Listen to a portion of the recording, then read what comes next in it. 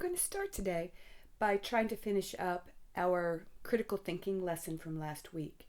If you recall, last week we discussed how the Civil War is considered by many historians to be the first modern war. Remember that they were able to communicate more quickly than in any other war because of the invention of the telegraph. They were able to move troops more quickly because of the use of trains. And they were able to feed troops more efficiently because of the invention of canning. Another invention was the invention of photography, which of course predated the Civil War, but allowed reporters to chronicle the war in a way that reporters from the past had never been able to before. Matthew Brady and his team were the most famous of the photographers of the Civil War, but they were not the only ones out there taking photographs. And in this particular critical thinking lesson, remember that we were looking at photographs taken by Alexander Gardner. Remember, I explained to you that his photographs are in the National Archives, and that when doing historic research, some of the people who worked at the National Archives noticed that Gardner had been inconsistent with how he labeled photographs, and also there were some obvious signs that he had manipulated photographs. Last week we focused on two photographs, one called A Harvest of Death and the other called Battlefield of Gettysburg. And remember that the two photographs are of the same individuals, but taken from different angles.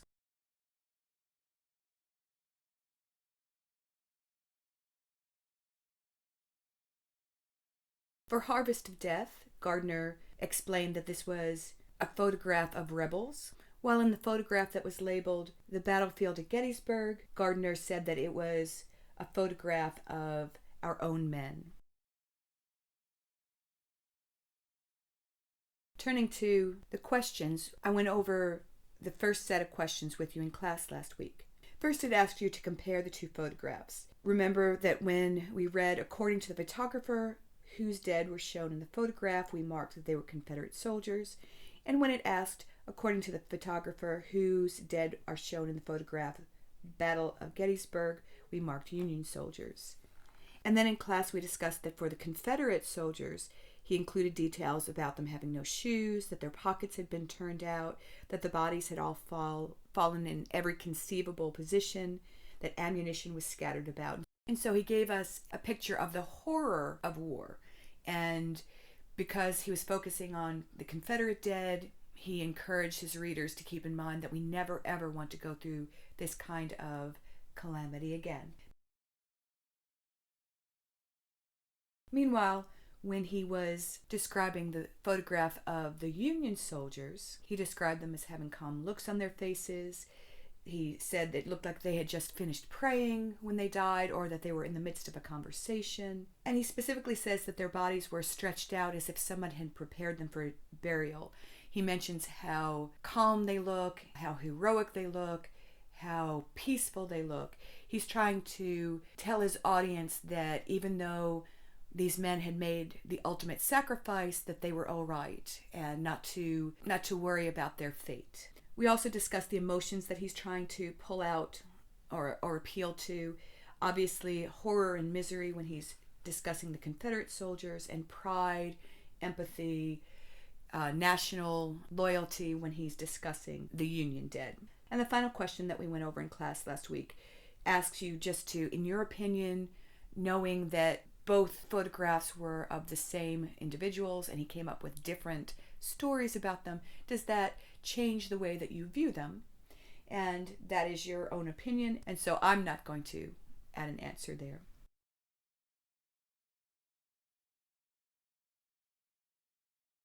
I mentioned that we were going to go over in class today the second set of photographs. One is entitled A Sharpshooter's Last Sleep, and the other one is entitled The Home of a Rebel Sharpshooter. And so I'm going to read through their descriptions with you, and then we'll go over the questions together like we planned to do in class.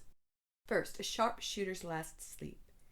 It says, a burial party searching for dead on the borders of Gettysburg battlefield, found in a secluded spot a sharpshooter lying as he fell when struck by the bullet. His cap and gun were evidently thrown behind him by the violence of the shock, and the blanket partly shown indicates that he had selected this as a permanent position from which to annoy the enemy. How many skeletons of such men are bleaching today in out-of-the-way places, no one can tell. Now and then the visitor to a battlefield finds the bones of some man shot as this one was, but there are hundreds that will never be known of and will rot away into the nothingness among the rocks. There are several regiments of sharpshooters employed on both sides of the war, and many distinguished officers lost their lives at the hands of the riflemen. The men were seldom used in line, but were taken to the front and allowed to choose their own positions. Some climbed into bushy trees and lashed themselves to the branches to avoid falling if they were wounded. Others secreted themselves behind logs and rocks, and not a few dug little pits into which they crept, lying close to the ground and rendering it almost impossible for an enemy to hit them. Occasionally, a Federal and Confederate sharpshooter would be brought face to face, when each would resort to every artifice to kill the other. Hats would be elevated upon sticks and powder flashed on a piece of paper to draw the opponent's fire, not always with success, however, and sometimes many hours would elapse before either party could get a favorable shot.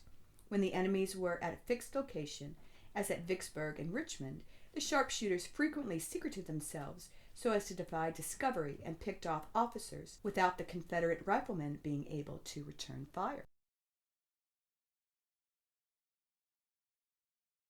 Now we'll read the information about the home of a rebel sharpshooter. It says, on the 4th of July, 1863, Lee's shattered army withdrew from Gettysburg and started on its retreat from Pennsylvania to the Potomac. Meanwhile, in Gettysburg, the fields were thickly strewn with Confederate dead and wounded, dismounted guns, and the debris of a broken army. The photographer, in passing over the scene of the previous day's engagements, found in a lonely area the hiding place of a rebel sharpshooter and photographed the scene presented here. The Confederate soldier had built up between two huge rocks a stone wall, from the crevices of which he had directed his shots, and in comparative security picked off our officer. The side of the rock on the left shows by the little white spots how our sharpshooters and infantry had endeavored to dislodge him. The trees in the vicinity were splintered and their branches cut off, while the front of the wall looked as if just recovering from an attack of geological smallpox. The sharpshooter had evidently been wounded in the head by a fragment of shell which had exploded over him, and had laid down upon his blanket to await death. There was no means of judging how long he had lived after receiving his wound, but the discovered clothing shows that his sufferings must have been intense. Was he delirious with agony, or did death come slowly to his relief, while memories of home grew dearer as the field of carnage faded before him? What visions of loved ones far away may have hovered above his stony pillow? What familiar voices may he not have heard, like whispers beneath the roar of battle, as his eye grew heavy in their long-last sleep? All right, so he gives two very different stories as to who the individual photographed was and the information that he tells the reader about them. On the question page, it asks you to compare the photographs and descriptions of a sharpshooter's last sleep and the home of a rebel sharpshooter. According to the photographer, who first came across the sharpshooter pictured in the photograph, a sharpshooter's last sleep? And if you recall, that one, he said a burial party had come along. So it's nice to know that, if you are sitting in your home in Pennsylvania and you are in support of the Union, that a Union soldier, they're sending out a burial party to find the Union soldiers and to bring them back for a decent burial. Where was the sharpshooter found? In this one, he said it was a secluded spot. And then it asked the same questions about the sharpshooter that was found in the home of a rebel sharpshooter. And in this one, he claims that the photographer found it and that he found it in a lonely hiding place. And so then the next questions are about details. What details are given about sharpshooters, just in general, in the first one? And so he says that they don't stay with the rest of the army, that they are on the front line, they go hide up in trees behind logs and rocks, and in other secluded places. Sometimes Union sharpshooters and Confederate sharpshooters end up finding each other, and details like that. In the second photograph, he says that the sharpshooter had obviously built up a wall for himself between two large rocks, that he was probably standing there picking off Union soldiers, which would have made the readers in the North very angry to learn, and that he had probably been killed only after the infantry had spent a lot of time dislodging him from his hiding place.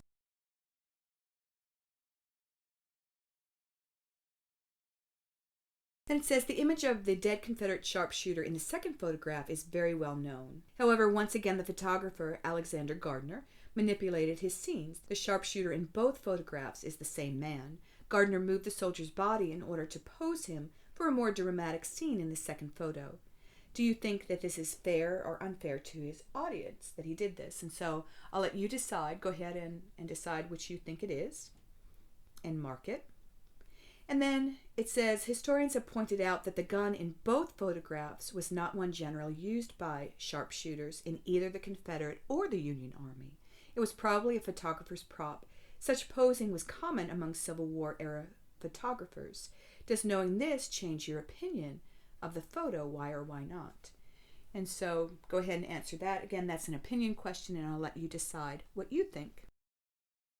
All right, on to homework for this next week. This next week we are going to be reading Lesson 8 from Unit 1, and we are finishing up the Civil War by talking about how Reconstruction started. And so, since we're only reading one chapter this week, I'm filling in day 1 and day 2 with some other thinking and reading assignments. And so on day 1, it asks you to start by skimming back over information from chapter 7, specifically pages 91, 92, 94, 95, and 99, and fill in the notes from your reading. And then I'd like you to finish that day by doing Critical Thinking Lesson 25. What do historians assume about the causes of war? One reason I want you to do that is because I think it's interesting from a historical perspective, the difference between what historians started saying as soon as the war was over versus what they were saying about the war 100, 150 years later. And so the first thing that Lesson 25 asks you to do is to look up a definition for the word assumption. Since you and I are here together today, I'm just going to go ahead and give you a definition for the word assumption, and we'll fill that in. An assumption is when one makes a conclusion without having all the knowledge or the facts. You're just assuming. For example, give you an example. If you have a dog and you leave the dog home alone, and when you get home, you find that the garbage has been knocked over, garbage is strewn all across the kitchen, and you see dirty, garbagey pet footprints leading from the garbage into the living room, and you see garbage strewn along the couch also. So you don't know all the facts, but you can make an assumption that your dog got into the trash and brought it by pieces to the couch and kind of chewed on the garbage at its leisure sitting on the couch.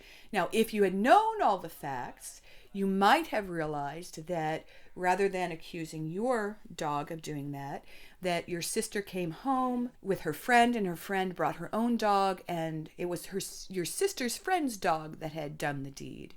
But you made an assumption based on the knowledge that you previously had that your dog was home alone all day. So an assumption is a conclusion made without knowing all the facts. Sometimes assumptions can be very accurate. For example, I added your sister coming home with a friend and a foreign dog coming into your home.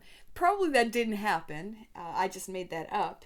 I think that it would probably be a good assumption if you came home to accuse your own dog of having done the deed. All right, so moving on from there, historians do have assumptions, and the assumptions about the causes of war are often very strong in historians. Remember at the beginning of the year that I said one reason I wanted us to do the critical thinking assignments each week was so that we would be able to be aware of the biases that historians bring when they are discussing historical events. And so we read here, below are some common assumptions about the cause of war. Read through them and then rank them as to their importance in causing wars in general. Put a 1 next to the most important cause of war, a 2 next to the second most important, and so on. Keep in mind that this is your opinion and there is no right or wrong answer other than leaving it blank. Don't leave it blank. So some people believe that slogans cause wars. People stop thinking about complex issues and they start believing in simple slogans such as "Remember the Alamo." And sloganeering has been used many, many times through history to whip up people's emotions and make them angry with another group of people from another country usually, and willing to send their fathers and sons into war to win the battle against these evil other people. Another assumption is that moral issues cause wars. People see a great evil taking place and they're willing to stop and willing to fight it. I know that this one was used very effectively during World War II. Keep in mind that during World War II that it was portrayed in the American media as a war between good and evil. The Allies were the good, and the Germans, the Japanese, the Italians, and their allies were considered to be evil men. Even today, we accuse people of being Nazis or fascists in order to make other people angry at them. Some people believe that politics are what cause war. The normal compromise of politics breaks down, and political leaders are left with no real alternative to fighting to resolve a crisis. Some people believe that poor leadership, if only we had good leaders, that wars would not be caused. Leaders come along who play on emotions, especially fear of the public, in order to gain personal power. These demagogues tend to exaggerate the evil nature of the opposing side, which leads to war. Or leaders' poor decisions lead to needless wars. Again, I'll point out that this was a major assumption even today about the causes of World War II. We look at Adolf Hitler, we label him as being a horrible, horrible leader, and that because of his horrible leadership of the Germans, that many atrocities occurred and we had no alternative but to stop him. Another assumption is that economics is what causes war. People fight mainly when their economic well-being or an important resource is threatened, or they fight in order to take economic control over another country or region. I think I mentioned when we started the Civil War unit that when I was going through school, it was taught that the Civil War was caused by the differing economies.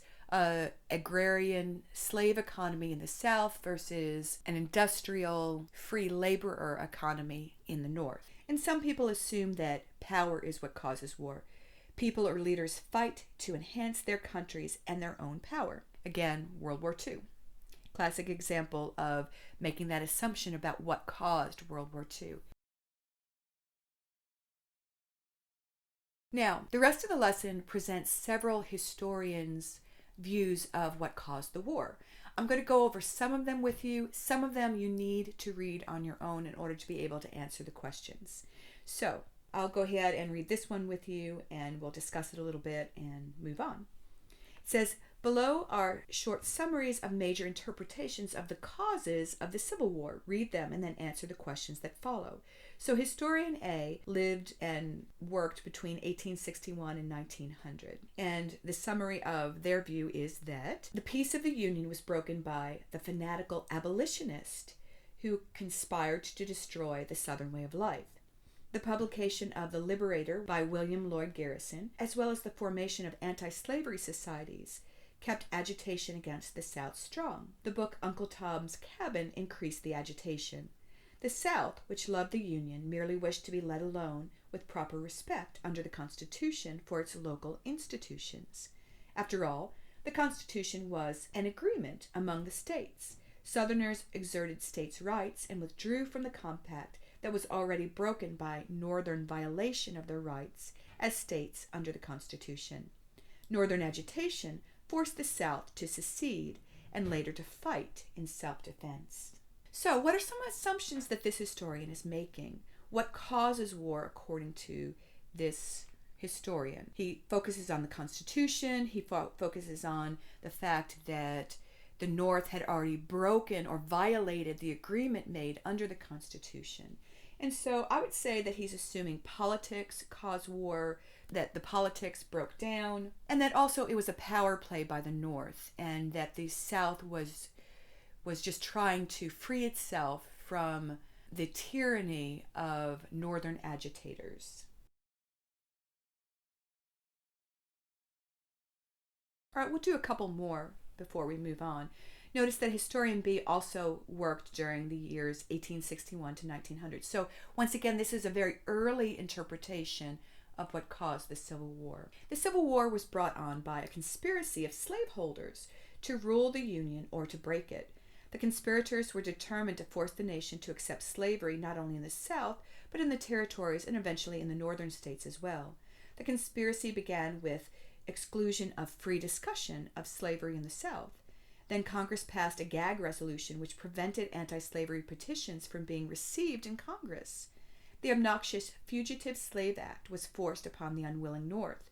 Pro-slavery senators next helped get the Kansas-Nebraska Act passed, which repealed the Missouri Compromise. Then slaveholders organized to capture Kansas for slavery. The Dred Scott case, which allowed a slave to be taken anywhere in the territories, had reached the Supreme Court. Finally, the slaveocracy conspired in 1860 to split the Democrat Party so that Lincoln would get elected. This allowed them to force secession on Southern Unionists. The rebel conspiracy had succeeded in bringing on the Civil War. So, talking a lot about the political strategies back and forth. And so this historian makes the assumption that it is politics and power that cause wars. Historian C worked between 1865 and 1900, so also a very early interpretation of what would have caused the Civil War. And he says the Civil War was an inevitable conflict between slavery and freedom. The abolitionists were a natural response to the evils of slavery. The North had a moral obligation to wipe out slavery. The abolitionists agitated to end slavery, and slaveholders tried to stop them. All the major events before 1861 involved slavery: the Compromise of 1850, the Kansas-Nebraska Act, the publishing of Uncle Tom's Cabin, the Dred Scott case, John Brown's raid, Lincoln's election, and of course, secession. And so this particular historian really focuses on the moral issues. And so their assumption is that moral issues, the evil of slavery, the righteousness of abolishing it, that's what caused the Civil War. Historian D worked around 1892. There's some separation at this point from the Civil War, but still a fairly early interpretation. This historian says, Stephen A. Douglas broke the peace by sponsoring the foolish Kansas-Nebraska Act of 1854. The act gave the South hope that they could get the slave states above the 3630 line of the Missouri Compromise. Meanwhile, it infuriated Northerners by voiding a compromise which had helped preserve peace for 34 years. The act unleashed the forces of war by bringing for the first time slaveholders and abolitionists into the same state. Naturally, violence resulted in what came to be known as Bleeding Kansas. The era of compromises was at an end, and the period of violence began, which escalated to war. And so he focuses on the acts that Congress passed, and so his assumption is that, well, it's politics. Of course, politics is what causes wars. Historian E noticed 1917 to 1930 is when they did their work, and so at this point we are separated by several decades from the Civil War. So let's see what he has to say. The Civil War was brought on by a difference in cultures between the more industrialized, urbanized small farm North and the plantation culture of the South. Southerners romanticized farming as a way of life and therefore saw a change as a threat. Leisure time, family, and honor were important values. Money making was not. Materialism and urbanization were bad. Competition emphasized selfishness. The North, meanwhile, emphasized competition, progress, making money, economic growth, and the work ethic, all of which implied change. With such diametrically opposed sets of lifestyles and values, the war was inevitable. And so this particular historian is looking at the economics of each side. And so that is their assumption, that it is different economies, the struggle between one class of people and another class of people that causes wars. All right, I'm going to skip down to historian I and historian J, just because historically my students have had a little bit of a problem with these two historians. So notice that historian I worked between 1919 and 1940, and so they would have been very much influenced by World War I and to some extent the beginnings of World War II. Historian J worked between 1945 and 1950, and so very much influenced by World War II. So historian I says, the Civil War was unnecessary. A generation of poor leaders and fanatics on both sides blundered into a war that should never have been fought. Slavery was dying anyway, and there was no other cause sufficient for fighting. So he makes the assumption that the leaders were inept and that they bungled themselves into this war, and so he makes the assumption that it's poor leadership that causes war. Keep in mind that he would have been influenced by what he saw in Europe during World War II and leading into World War I, and the poor leadership that led into those major wars. And so through those eyes, he's looking back at the Civil War and making the same assumptions. Historian J, slavery was a moral evil requiring moral people to oppose it. The rise of abolitionists was a natural response to slavery. When the South resisted the call for abolition of slavery and then seceded, the North was justified in fighting to destroy the institution. So once again, he's framing it as a moral, inevitable thing. So he's assuming that moral issues are what caused it. Keep in mind that he would have been very much influenced by the propaganda that was going out during World War II, that the fascists and the Nazis were evil, and so it was our obligation to go and rid the world of. Now, when I say that, please understand that I'm not saying that Nazis weren't evil or that fascists weren't evil. Obviously, there were evil things that Nazis and fascists did. What I'm saying is that he makes the assumption that if there is evil in the world, that it is a moral obligation for other people to stand up, rise up, and resist it. So, if you'll finish reading the other historians on your own, decide what their major assumption is, and then answer the questions, you will be well on your way to completing Critical Thinking Assignment 25. Turning back to the homework page, I did want to talk a little bit about Thomas Nast. We've spent some time talking about the use of political cartoons, and Thomas Nast was very influential during the years before the war, during the war, and after the war. This next week we're going to be reading about Reconstruction, and so on day 2. I give you a little bit of information about Reconstruction, and I have you read a source document comparing two views of how Reconstruction should go forward. Day 2's homework reads, the Reconstruction period was one of the most turbulent and controversial eras in American history. The disruptive politics of Reconstruction centered on how the former Confederate states would rejoin the Union and the status of former slaves. Both Presidents Lincoln and Johnson favored a lenient approach to Reconstruction. It was their belief that the nation could be best served by leaving the brutality of the Civil War behind quickly. However, radical Republicans led by Thaddeus Stevens argued that the South should be punished for starting the Civil War, and Southern politicians such as Alexander Stephens resisted Reconstruction.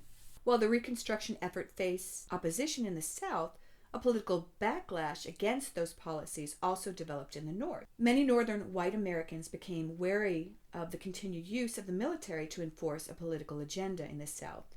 An economic depression began in 1873, provoking much of the Northern electorate to insist that the government concentrate on economic affairs. Adding to the Northern white reaction against the federal Southern policy was the belief that Reconstruction governments had become corrupt. And so we're going to examine several political cartoons that show this shift in how people in the North viewed what was going on in the South. And we're going to center on the political cartoons drawn by Thomas Nast. And so I'm going to give you just a little bit of a background on Thomas Nast, and it will help you as you go ahead and complete your What Does Visual Evidence Show About Reconstruction worksheet.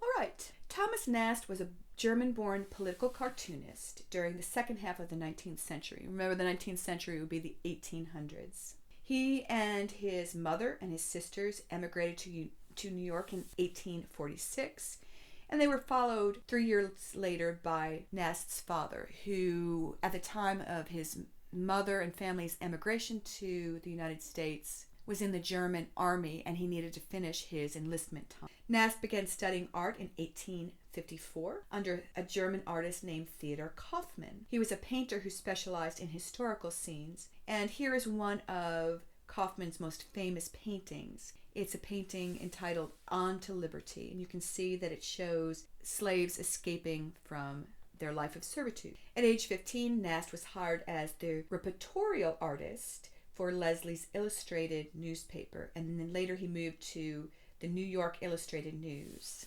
A repertorial artist would have been someone who drew what a newspaper article was about. So, for example, here is an example of some of his artwork. In Leslie's Illustrated newspaper, you see that there's an article there about the Dred Scott court case, and so Nast went ahead and he drew pictures of Dred Scott, possibly his wife there. I didn't go back and research exactly who the ladies pictured are, but he would have drawn pictures to go along with the newspaper article, keeping in mind that photography was in its infancy at the time. Now, we have talked about political cartoons before. Nast was obviously a talented artist, and he became well known for using parody and symbolism as he moved into becoming a political cartoonist and not just an artist who drew pictures for articles in the newspaper. So remember that when we discussed political cartoons in the past, we said that they are a way to show discontent about an issue, they are a way to make statements about things, and to influence people's thinking and their support for an issue. And so you see here a copy of one of Nast's political cartoons. In it, he is trying to make a statement and influence people's ideas and their thoughts about the black codes that were being passed in many of the southern states following the Civil War. Now, you probably are familiar with laws that we call Jim Crow laws, and we'll be talking about those in just a minute. The black codes were sort of precursors to Jim Crow laws. They were the South's first attempt to let former slaves know what position they could expect to occupy in the Southern society going forward from the Civil War. And you can see here Nast's opinion of it. There are several slogans on this particular political cartoon. The one that catches my eye first is "worse than slavery." And so you can tell that his main point that he's trying to make is that the position that former slaves were holding in Southern society under these black codes put them in a position where it was worse than slavery for them. Some other slogans on it at the top: "The Union as it was," "This is a white man's government," and "The Lost Cause." And you can tell that Nast is trying to bring out the dire nature by the use of a skull. And in the background, you can see someone has been lynched, and you can also see that a black schoolhouse has been burned. The two figures that are standing over the black couple and their child, one is representing the White League and one is representing the Ku Klux Klan or the KKK, and so they are holding the black population down. So, Thomas Nast was one of the most influential political cartoonists of his era. And in fact, he created some of Americans' most enduring symbols: the Republican elephant, the Democrat donkey, Uncle Sam, and Santa Claus. In 1862, he drew our modern idea of what Santa Claus looks like. The particular political cartoon you see there was drawn to memorialize the sacrifices that Union soldiers were making during the darkest days of the Civil War. It was in 1870 that he adopted the donkey as the symbol of the Democrat Party. In the political cartoon that he created in 1870, he portrayed the Democrat Party as a donkey that was waking up or trying to wake up a dead lion. And he was trying to make a reference back to an Aesop's fable. In one of the Aesop's fable, a donkey wears a lion skin and runs around trying to scare the other animals by pretending that he is a lion. And so the political point that he was trying to make was that the Democrat Party was like a donkey wearing a lion skin trying to scare the voters into supporting them, if that makes sense. Because that historical background has been lost to us today. Often we think of Democrats as being donkeys because they're stubborn, they're going to stick to their principles. But actually, Nast was trying to say that they were fear mongers. It was what he was trying to say with the use of the donkey. Later on, the donkey was portrayed, you can see in this particular picture, the donkey is portrayed without the lion or without the lion skin. But often Nast did draw a picture of a donkey in lion skin or near a dead lion to portray the Democrat Party. So in 1874, he drew a political cartoon using the elephant as a symbol of the Republican Party. Now, because the historical context has been lost for this particular cartoon also, often you hear people say, well, the Republicans are like elephants because they never forget. Actually, what Nast was trying to say, he was a supporter of the Republican Party. And so in the political cartoon that he drew in 1874, he was trying to contrast the Democrat Party, the donkey, with a lion skin, trying to scare the electorate, with the Republican Party portrayed as an elephant. And during the Civil War, a term became popular among soldiers. Have you seen the elephant yet? Have you seen the elephant? Or I have seen the elephant. And so seeing the elephant was actually engaging in a battle, and having seen the elephant was a proof of your bravery. And so what Nast was trying to show was that the Republicans were like an elephant. Have you seen the elephant? Well, then you're brave. And so he was contrasting the Republican elephant, a sign of bravery, with the Democrat donkey in the lion skin, fear-mongering. So I hope that makes sense to you. And then finally, you see the picture there of Uncle Sam. He didn't come up with the idea, actually, of Uncle Sam being a nickname for the United States government. I think that happened during the Civil War also, where packages would be delivered that said U.S. on them. And so people would say, we have a present from Uncle Sam, U.S. But like I said, Nast didn't come up with that nickname for the United States government. He is credited with having come up with the popular vision or picture of what Uncle Sam looks like. And he did that during the 1870s. So, once again, on day 2, you're asked to look at some of Thomas Nast's cartoons and then to evaluate them. Once again, this is a source document assignment. And so I just want to briefly look over some of the cartoons with you, help you get some things in mind so that you're ready to answer the questions about them. So, first political cartoon is actually 2 political cartoons. They were companion pieces, and they were presented on August 5th, 1865, both at the same time. In one of them, he depicts the former Confederate leaders coming to Columbia, a symbol of the United States since before the American Revolution. And they come to her and they're asking her for a pardon. They want to be pardoned for having seceded from the Union, for having been in rebellion, and they want their voting rights given back. And so he depicts Columbia being asked by the former Confederates for a pardon so that they can once again be full members of society. In the second picture, Columbia is depicted next to a Union Civil War soldier, a black man who has sacrificed one of his legs in order to be a good soldier and having fought for the Union. And underneath her picture there, it says franchise. To enfranchise somebody is to give them the right to vote. And so Thomas Nast asks, shall I trust these men with the right to vote, these former rebels, and not this man who fought for the Union with the right to vote? And so you can tell that he was trying to manipulate people's opinions about giving freed slaves the right to vote throughout our country. Thomas Nast was for it. Moving on, this is another political cartoon that he drew. It was presented on September 5th, 1868, and the title of it was "This is a White Man's Government."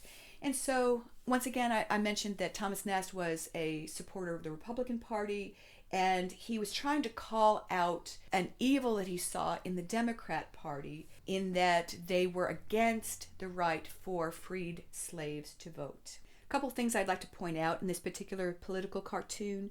First of all, notice in the background that black schools are being set aflame, and you can see lynched bodies hanging from lampposts. And so this is images that he used in that other political cartoon that we were looking at a moment ago. Remember that one of the things that political cartoonists want to use are symbols that are easily identified and that people just have to glance at, and they immediately know what the artist is trying to say to them. The figure on the very left of the cartoon is a figure that represents just a generic Irish voter. Often the Irish were looked down upon during this time period. They were often portrayed as monkey or ape-like in appearance, and you can tell that with the look of the man's face. Notice that he's holding a club in his hand that he is using to deny the right of freed blacks to vote. So many of the Irish were Democrat supporters during this time period, and so that's why he used it. Very unflattering. Those of you who have an Irish background, try not to get too offended by Thomas Nast. The figure in the center represents a Confederate soldier. Notice that on his belt buckle it says CSA, Confederate States of America. He's holding a dagger. He's not giving up on the war. This particular figure was actually patterned after Confederate war veteran Nathan Bradford Forrest. Notice that his dagger is labeled the Lost Cause. This is a reference to the Southern belief after the war that the Confederacy had had a noble cause. And so Nast is saying, well, your noble cause was a lost cause. Nast probably chose to portray Forrest as his Confederate war veteran because Forrest and his men were responsible for one of the worst atrocities during the Civil War. During a battle, some black soldiers had surrendered to Forrest's men during the Battle of Fort Pillow. This was in 1864. And after they surrendered to his men, every one of them was killed. Rather than being sent to a war prison, they just killed them all. Forrest was also a founding member of the Ku Klux Klan, so he was a pretty famous person. And then finally, the figure to the right is a northern businessman. Many northern businessmen were supporters of the Democrat Party also. This particular businessman was patterned after a man named August Belmont.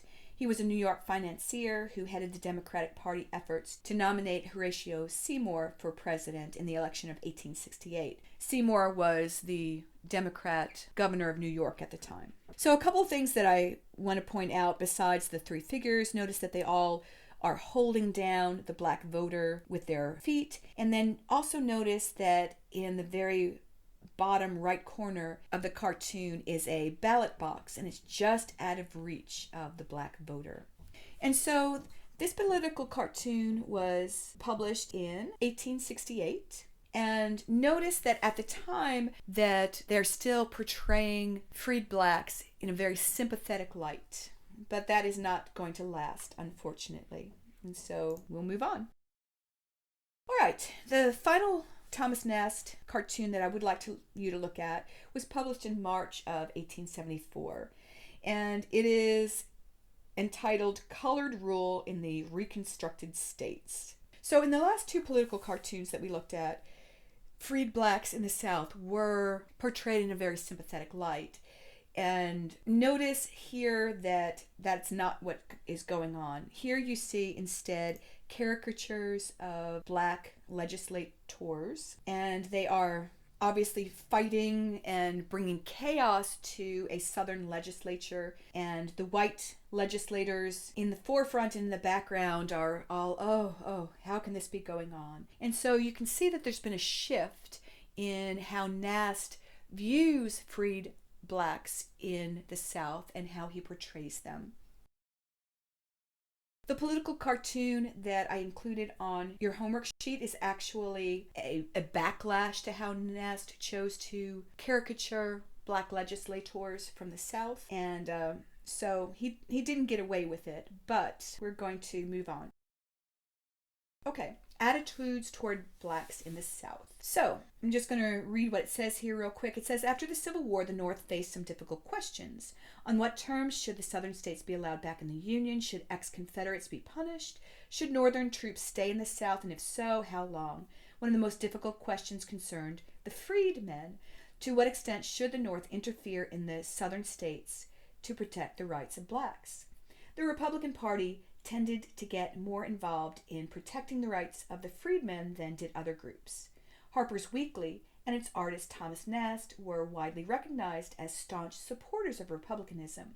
Look at the drawings on the next 3 pages and then answer the questions below. And so the drawings on the next 3 pages are the 3 political cartoons that I just discussed with you. Before we move on, we're just going to go ahead and define what a pardon is and what it means to enfranchise. It says the political cartoons appeared as a set called Pardon and Franchise. Define pardon, and so to pardon someone means to forgive or to excuse them. And then it asks you to define enfranchise, and that's to give someone the right to vote. So those are the only 2 questions I'm going to go ahead and help you fill in. The rest I want you to fill in on your own. Hopefully after having discussed them with you on this video, you'll do well. So each time you're supposed to assess whether African Americans are shown sympathetically or unsympathetically in the cartoon, and then just analyze what you see going on in the cartoon.